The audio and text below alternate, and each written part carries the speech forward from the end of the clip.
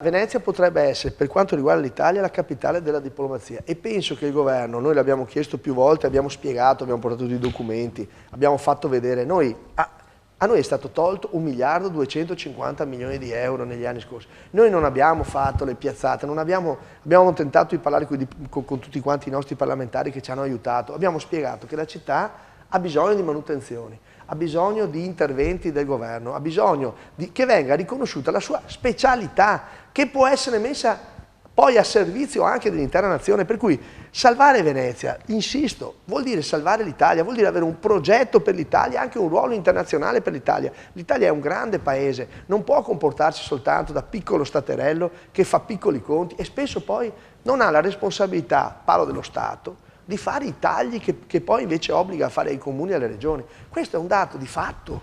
Dobbiamo chiederci tutti e dobbiamo capire che se dobbiamo fare dei sacrifici dove dobbiamo andare, ma bisogna che anche lo Stato dia dei segnali su questo. E invece se andate a tagliare sulla sicurezza, sulla polizia, sulle strumentazioni, non va bene. Dobbiamo ragionare. Io invito soltanto a ragionare, chiedo soltanto ragioniamo.